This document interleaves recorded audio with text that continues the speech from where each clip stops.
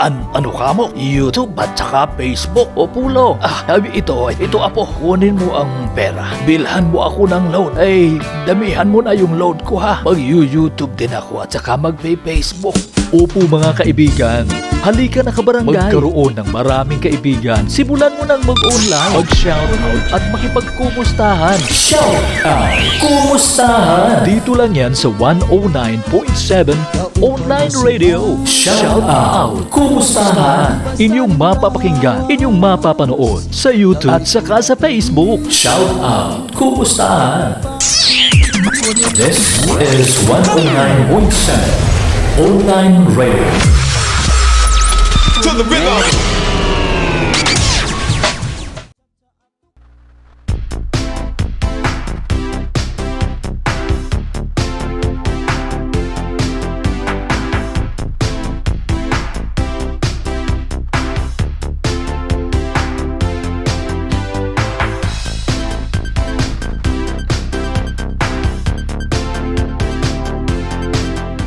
Magandang araw po sa ating mga ka-online. Welcome po tayo ngayon sa ating programang Shoutout Kumustahan. Inaanyayahan po namin kayong sumubaybay at magkaroon po tayo ng maraming kaibigan sa mundo po ng YouTube at saka ng Facebook. Siyempre po magsama-sama po tayo sa loob ng halos 1.5 oras.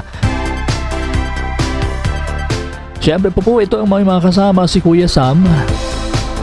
Mag-usap-usap po tayo ng kung ano-anong bagay lamang. Mga bagay-bagay na pwedeng pakinabangan ng ating mga kababayan.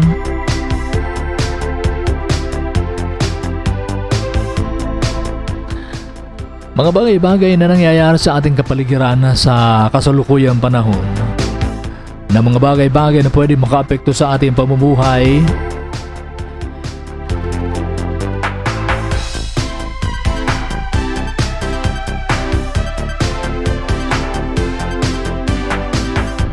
Siyempre po binabati po natin ng maligayang pakikinig, maligayang pag-antabay po sa lahat ng ating mga taga-subaybay.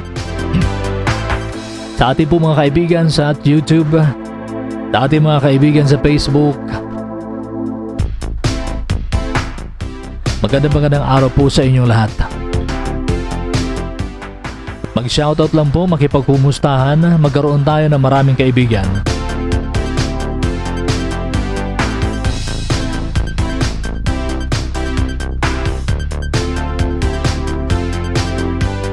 Welcome din po sa ating mga taga-subaybay na patuloy na umaantabay sa atin. And shoutout po sa ating mga kaibigan sa YouTube, sina Melvin Blue TV. Magandang araw sa inyo, Sir Melvin Blue TV. And sa atin din pong naging kaibigan sa mundo ng YouTube kay Mr. BTC Extreme.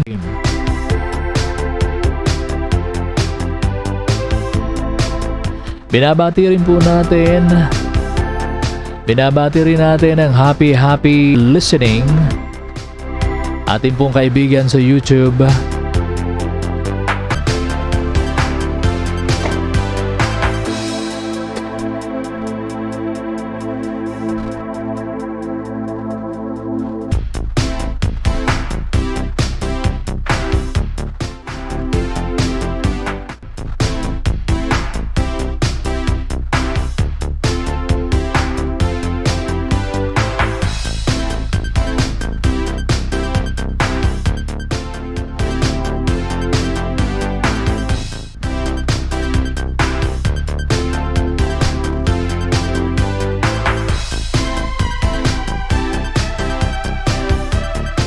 Papaabot rin po tayo ng magandang Friday sa inyong lahat, sa ating pong mga opisyal ng ating pamahalaan. Binabati po natin sila dahil abala sila sa ginagawa nilang pagtulong sa ating mga kababayan dahil po sa naranasan nating kalamidad. Sunod-sunod na kalamidad ng ating bansa. Bagamat po ay nakaranas tayo ng iba't ibang lakas Una po yung Typhoon Quinta, sinundan po ng Typhoon Rolly, at yung bandang huli po ay nakaranas din tayo ng lupit ni Typhoon Ulysses. Bagaman po ang ating mga kawani at ang ating mga opisyal ng pamahalaan ay nakaranas din po ng typhoon, naranasan din po nila ang kalamidad, responsibilidad po nilang tumulong sa ating mga kababayan, kaya po ay kumikilos sila upang tayo ay tulungan makapaghatid ng kahit konting tulong para sa ating mga kababayan. Maraming salamat po sa ating mga opisyalis ng pamahalaan na sa kabila ng nararanasan din nating pandemya ay hindi nakakalimutang tumulong sa ating mga kababayan. Palakpakan po natin ang ating mga opisyal ng ating pamahalaan.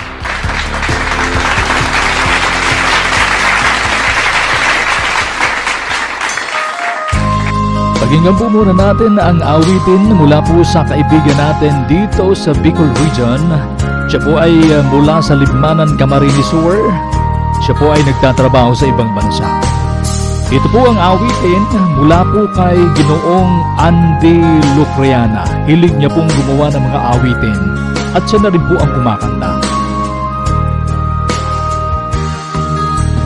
Ako'y nakatingin sa TV, nanonood ako ng balita, ka-Pilipinong mangingisda,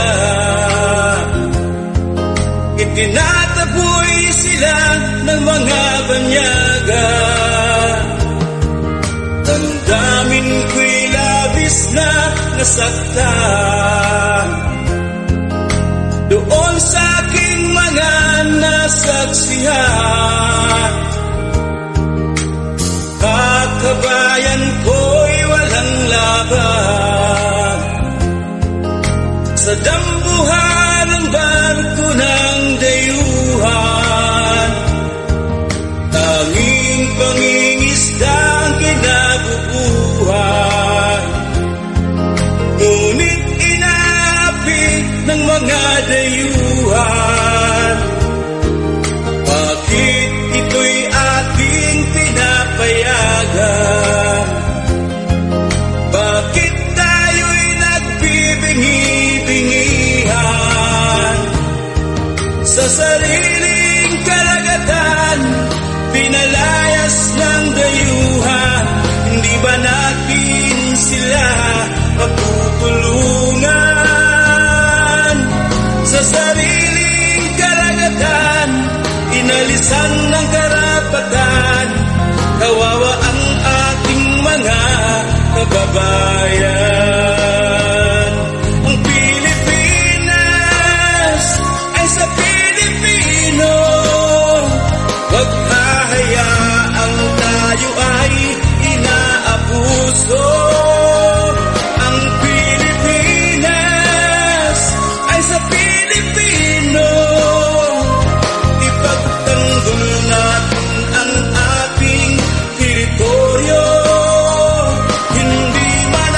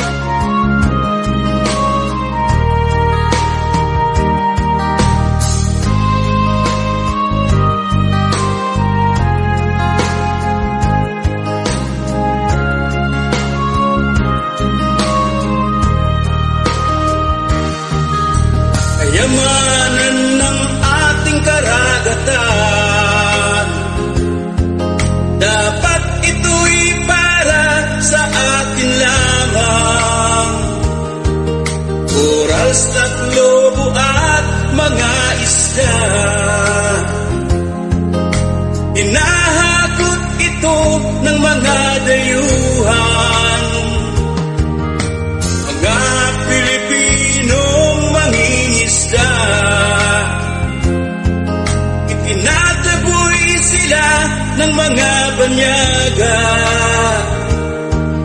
Damdamin ko'y labis na nasaktan doon sa aking mga nasaksihan. Mga kabayan ko'y walang laban sa dambuhalang barko ng dayuhan. Tanging pangingisda ang kinabubuhay, ngunit inaapi ng mga dayuhan. Sa sariling karagatan, pinalayas ng dayuhan. Hindi ba natin sila matutulungan? Sa sariling karagatan, inalisan ang karapatan. Kawawa ang ating mga kababayan. Ang Pilipinas ay sa Pilipino. Huwag hahayaang tayo ay inaabuso. Ang Pilipinas ay sa Pilipino. Ipaglaban natin ang ating teritoryo. Hindi man natin kayang makipagdigma, ipagtanggol natin kahit sa katuwiran. Ang Pilipinas ay sa Pilipino. Ipaglaban natin ang ating teritoryo. Ipaglaban natin ang ating teritoryo. Kung ikaw ay isang tunay na Pilipino.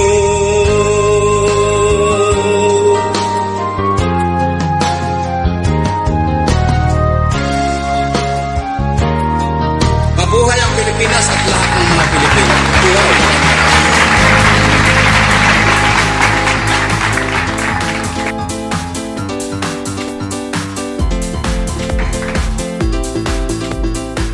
Ayun po mga kaibigan, magandang araw sa ating mga taga-subaybay. Magsama-sama po tayo sa loob halos ng 1.5 oras. Siyempre po mga ka-online, dito lamang po yan sa ating programang Shoutout Kumustahan. Ito po ang inyong mga kasama, si Kuya Sam. Binabati po natin ang maligayang pakikinig ang ating mga kababayan, ang ating mga ka-online. Magandang araw po sa inyo. Ano man po ang ginagawa natin, sana po ay nasa mabuti tayong kalagayan. Tayo po ay malayo sa anumang karamdaman, lalong-lalo na po sa banta ng COVID-19, ito pong coronavirus.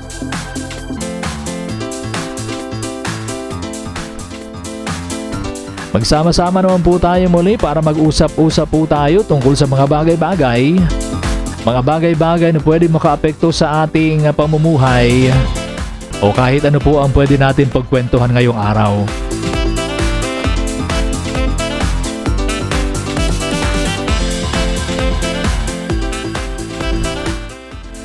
Binabati rin po natin ang mga politiko, ang ating mga politiko na patuloy na tumutulong sa ating mga kababayan. Hindi sila nagsasawa sa pagtulong bagamat sila rin ay sinalanta ng bagyo. Hindi nila nakakalimutan ang ating mga kababayan. Patuloy silang nagbibigay ng tulong. Bagamat alam naman po natin mga ka-online na karaniwan na po sa mga tulong na ibinibigay ng gobyerno gagaling po sa national government at ito po ay galing sa buwis na ibinibigay ng ating mga kababayan. Buwis na ibinibigay ng ating mga ka-online, buwis na nanggaling sa ating sambayan ng Pilipino, buwis na nanggaling sa ating mga OFW workers, sa ating mga kababayan na nagtatrabaho sa ibang bansa. Pasalamatan po natin ang ating mga kababayan na patuloy na nagbabayad ng buwis. mga kababayan nating religiously ay kinakaltasan sa kanilang mga sweldo at eksakto ang ibinibigay na buwis para sa ating pamahalaan. Sinabi ko pong eksakto ang binibigay na buwis ng ating mga kababayan dahil meron naman po tayo mga kababayan na bagamat napakalaki po ng perang natatanggap o ng sweldo, eh hindi po nagbubuwis mga kababayan, mga ka-online. Meron po tayo mga employee na talagang kinakaltas na ang buwis para sa sambayanan. Meron ng pong malalaking negosyante na napakalaki ng kinikita, mayayamang negosyante, pero hindi po nagbubuwis ng tama. Meron din tayong mga negosyante na ang kanilang negosyo ay ipinapangalan kung kani-kanino upang hindi sabihin na itong mga ari-arian na ito ay kanila upang sila ay makaiwas sa pagbabayad ng buwis. Maawa naman po kayo, mga politiko, mga negosyante na hindi nagbabayad ng tamang buwis.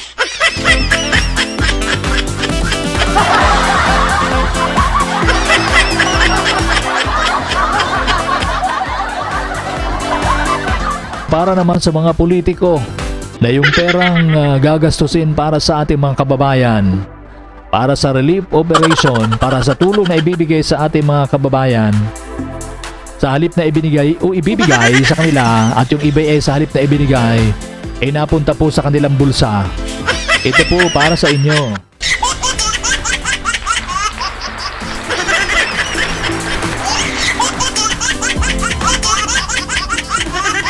Ayan.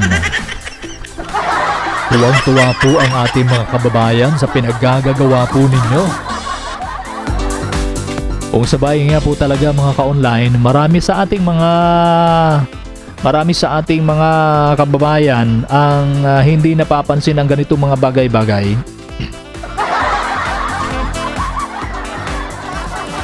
Kung nabalitaan po natin mga ka-online, mga kababayan, meron po noong pagkatapos po ng bagyong Yolanda, marami po ang mga relief goods, mga donasyon na nanggaling sa iba't ibang organisasyon, iba't ibang panig ng bansa, ay sa halip na maibigay sa ating mga kababayan ay nakinabang lang ay yung mga politiko.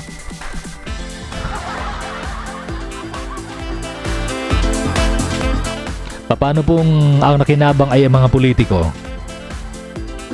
Sa halip po na ibigay nila yung relief, ay hinihintay pa yata nilang dumating yung schedule ng eleksyon. Hinihintay pa nila yung campaign period at doon pa nila pinaplanong ipamigay itong mga relief goods. Ang hindi nila naisip ay yung mga relief goods na kanilang itinago, yung mga relief goods na kanilang inimbak, mag-i-expire na yung mga products na yon. Kaya kung nabalitaan po natin, may mga barangay po dito sa Bicol region, merong mga barangay na yung mga relief goods ay nahukay dahil ibinauna lang sa lupa upang dahil hindi naman mapapakinabangan makaka-online.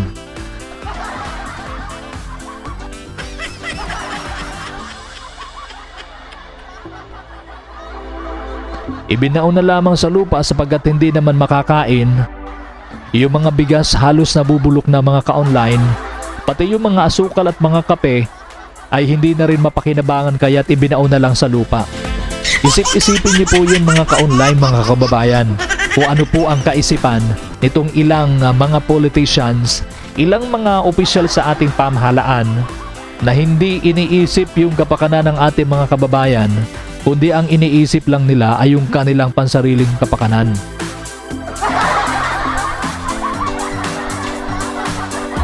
Marami po ang ganitong klase ng politiko.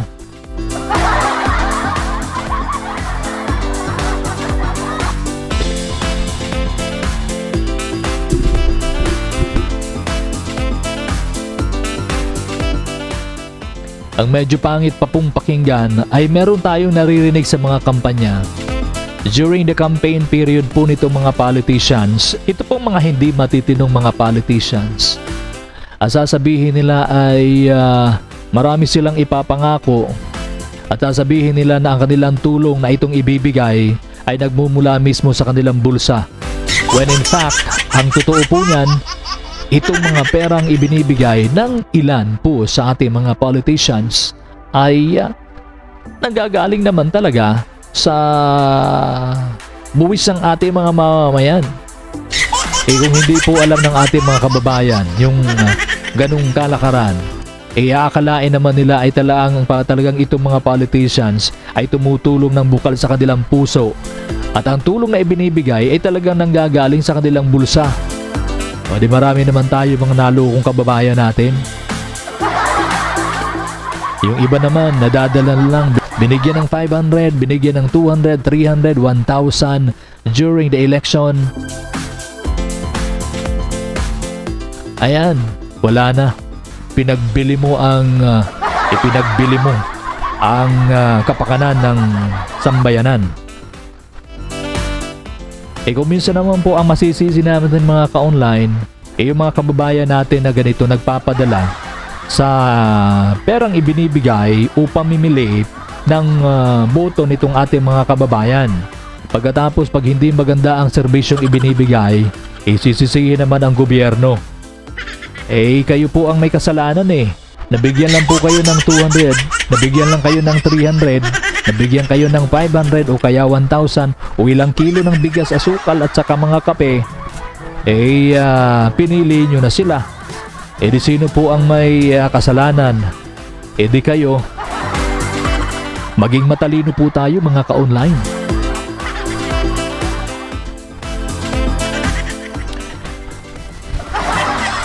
Marami po sa ating mga politicians, bagamat hindi naman po lahat, ito po ang pinagkakapirahan nila. Dito sila yumayaman sa politics. Kaya marami rin nag-aambisyon dahil maraming pera dito sa politics. O ikukumpara mo po. Marinig nga tayo pag mabuti daw ang ginagawa mo sa gobyerno, ikaw lang ang mabuti ang ginagawa at hindi ka sumasama dun sa mga medyo hindi magandang gawain, ikaw yung nagiging masama sa mata ng inyong mga kasamahan. Totoo nga po nangyayari nga yun simpleng bagay nga lang po Halimbawa po sa inuman. Sa mga kabataan, sasabihin natin sa mga kabataan, sa mga estudyante, bawal uminom. Ituturo natin sa mga estudyante, sa ating mga anak, huwag kang makikisama dyan sa mga umiinom. Masama yan na umiinom ka. Hindi tama yun. Dapat iwasan mo ang pag-inom. Pero pag laki-laki na po pagdating na ng ano na po ang nagiging prinsipyo? Pag may asawa na po pag nasa hustong gulang na, kapag hindi ka uminom, ikaw na po ang masama sa paningin. Sabihin wala kang pakisama. Hindi ka marunong makisama dahil hindi ka umiinom. O yun, pero pag estudyante pa lang po, masama ang uminom, huwag kang makisama dyan. Sabi naman po dahil estudyante, ngayon matanda na, kailangan makisama ka na. Hindi po yun ang punto doon. Ang punto doon, kung masama po at hindi po tama, hindi po tama yun. Ang nangyayari po, kung ano po ang ginagawa ng marami, parang siya na ang nagiging tama. Basta't ginagawa ng karamihan kahit ito'y mali, sa mata ng nakararami, ang paningin nila, ito ay tama. At kung kakaunti nila yung gumagawa ng tama, yun pa ang nagiging pangitingnan sa grupo. Kung merong isang matino, yun pa ang nagiging masama ang paningin ng grupo. Nangyayari din sa mga negosyo o maraming dayang nagawa sa negosyo o panloloko. Pag merong isang taong hindi matino o miyembro, yun ang nagiging masama sa grupo. Yun na po ang nagiging kalakaran. Iyon po ang hindi magandang sistema. Na ipikit man natin ang ating mga mata ay totoong nangyayari sa ating sistema. Pagalagay ko hindi na po maaalis yun mga ka-online.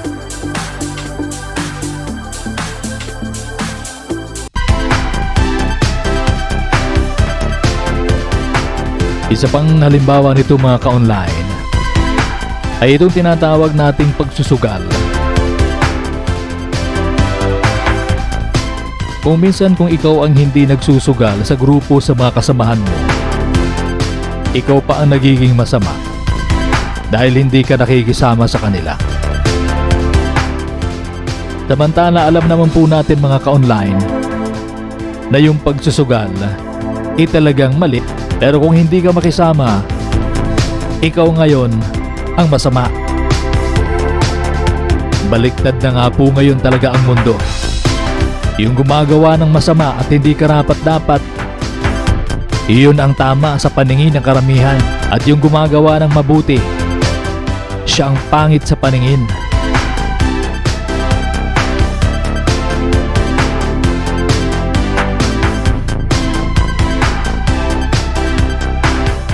Pero wag po tayong mawala ng pag-asa. Kahit ganun po ang sistema ngayon, tayo mismo po sarili natin manghihawak kung anong gusto nating gawin. Gusto ba nating gumawa ng masama? Sundin yung karamihan o yung maging mapayapa ang ating isipan dahil hindi tayo gumawa ng masama. Bagamat iniisip ng karamihan na tayo ay kakaiba sa kanila at hindi tayo nakikisama sa kanila. Ikaw po na nakikinig sa ngayon, ikaw po ang magdidesisyon kung ano po ang gagawin mo. Doon ka po ba sa tama, alam mong tama? O gagawin mo na rin po yung mali dahil yun ang ginagawa ng karamihan? Gagawa ka na rin po ba ng mali dahil pag gumawa ka ng tama, ikaw ay naiiba sa kanila? Ulitin lang po natin mga ka-online. Ang mali po ay mali. Ano man pong gawin natin kung ito po ay masama at mali? Kahit sa paningin ng karamihan, ito ay tama at ito ang ginagawa ng karamihan. Mali pa po yun mga ka-online. Hindi pa rin po tama yun. At dapat po ay malinaw po yun sa ating isipan. Kinakailangan po imalakas ang prinsipyo natin. Dahil sa alam po nating mali, huwag na po nating gawin.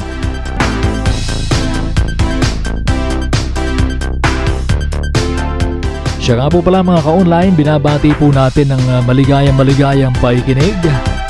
Happy listening po ang ating mga kaibigang OFW. Ang ating mga kaibigang YouTubers, magandang araw po sa inyo. Happy listening. At patuloy po tayong mag-antabay.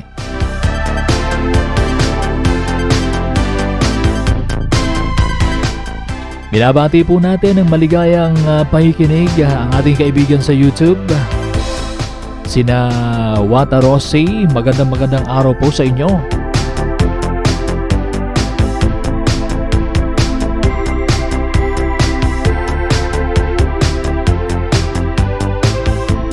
Magandang araw din kay Miss Leia Boykay. Siya po ay nasa ibang bansa din. Kaibigan din po natin sa YouTube.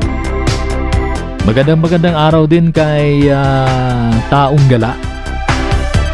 Happy listening sa ating kaibigan si Taong Gala. Happy listening din po sa ating kaibigan si Libmanan Channel. Magandang araw po sa iyo. Binabati rin po natin maligayang pag-antabay. Happy listening. Happy listening po kay Simple Mercy. Kung gusto po natin makipagkaibigan sa YouTube, puntahan lang po natin sa Simple Mercy at makipagkaibigan sa kanya. Shout out! Kumustahan? Hanggang dito na lang po tayo mga kaibigan, mga ka-online. Maraming salamat po sa inyong pag-antabay. Nasusunod po muli sa ating programang Shoutout Kumustahan. Inaanyayahan po namin kayong sumubaybay, makipag-shoutout po at magkaroon ng maraming kaibigan sa YouTube po at sa Facebook. Maya-maya po mga ka-online, antabayanan po natin ang ating programa Love Letters and Memories. Dito po sa programang ito ay bibigyang daan natin ng mga liham na padala sa atin mga liham na kapupulutan ng aral. Magbibigay po tayo ng opinyon hinggil sa problemang padala ng ating mga taga-subaybay, ng ating mga tagapakinig. Sa muli po magandang araw sa inyong lahat. Happy listening po. Ito po inyong nakasama si Kuya Sam. Dito pa rin po sa ating programang Shout Out Kumusta. Happy listening sa inyong lahat.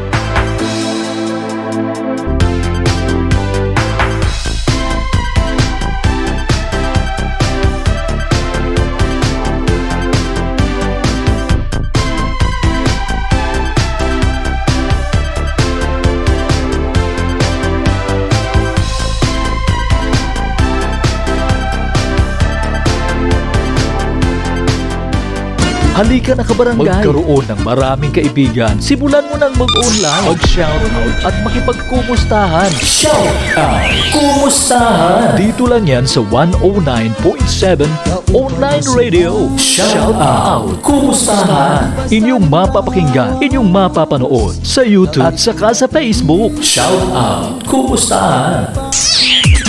This is 109.7 Online Radio. To the rhythm.